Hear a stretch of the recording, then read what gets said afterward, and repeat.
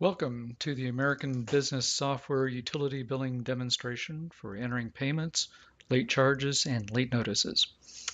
So we're going to start with showing you how payments are entered into the system. And we get this through the Payment Center, which is available from the main screen here. And this is our view of the Payment Center. We have several different ways of entering payments into the system. These different methods allow you to enter payments for different purposes, for example, security deposits and non-invoice payments. And the different methods also give you different control over how payments are applied to invoices.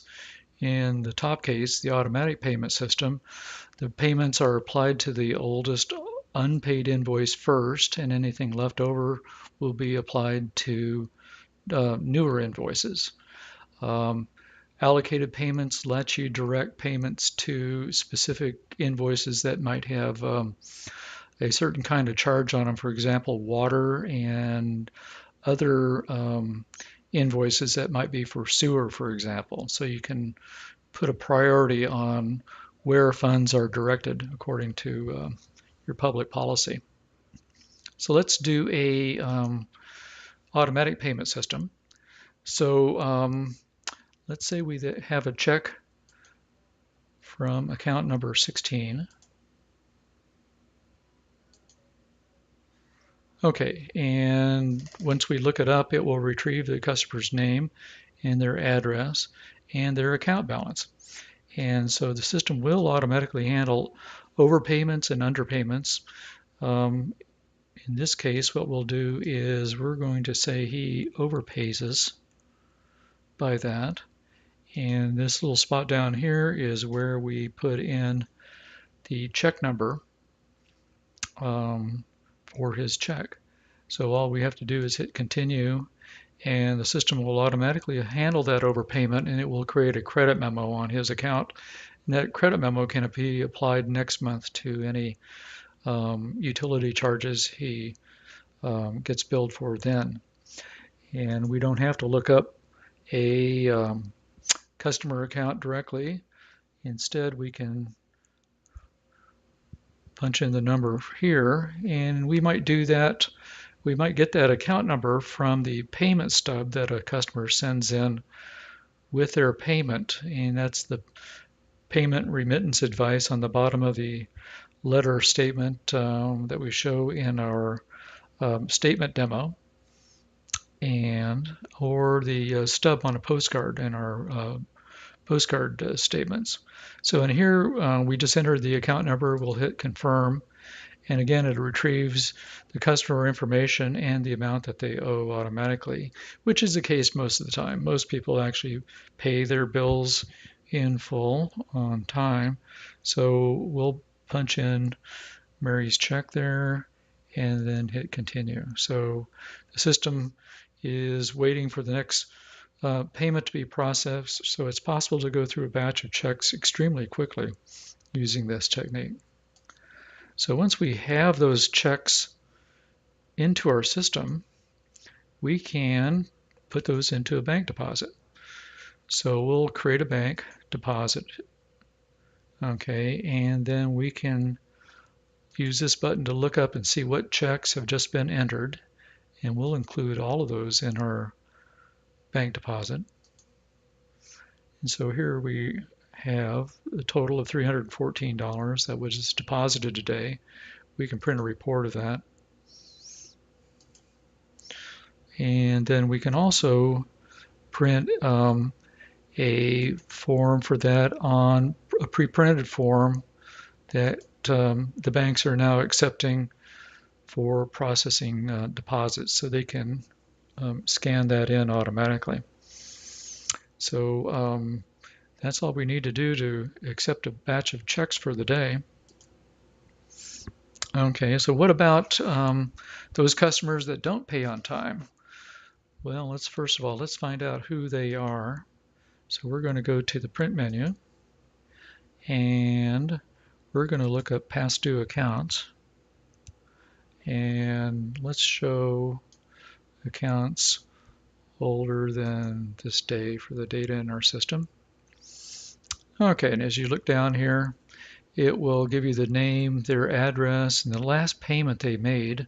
It will break down the charges that they have outstanding into different categories. So most of these are overage, but here's one, for example, where they've got a late fee on their account. So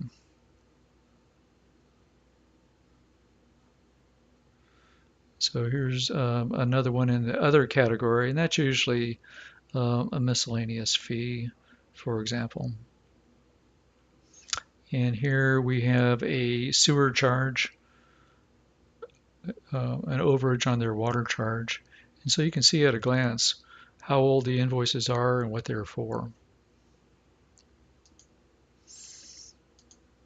Okay, so next step normally is to apply late charges to those accounts that haven't paid. So with this, you have a lot of control over what invoices are deemed late. And then you can also set it to go through accounts one at a time, so you can approve or reject a late fee.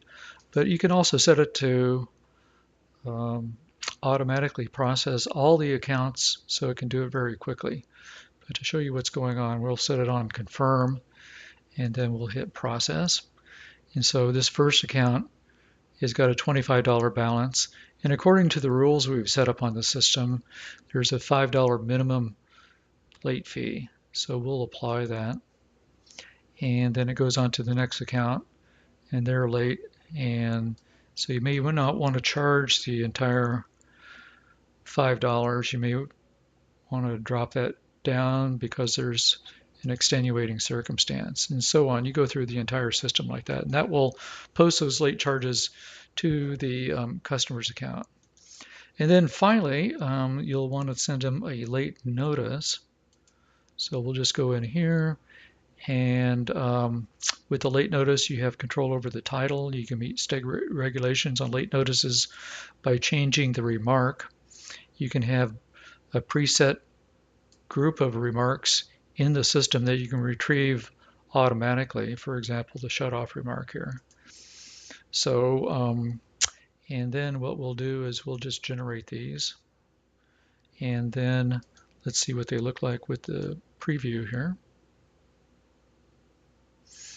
Okay, and this is a letter type late notice. And the address appears through the window in a window envelope. It gives them a quick summary of the amount they have to pay. You do have control over whether they have to pay their entire account balance or only the amount that's past due. So that's up to your policy there. And here's a remark that you can control, and as you can see, it can be quite a long remark. And down at the bottom, we have a payment coupon that they can tear off and return with their late payment. So that is a quick tour of payments, late charges, and late notices. If you'd like to try this yourself, you can go to the website and hit the button that says Get Started and create your account on American Business Software. And from there, you can set up your own demo. In fact, it's the same demo that we have here today, and you can go through and try these operations yourself. So you're welcome to try that at any time. We want to thank you for watching.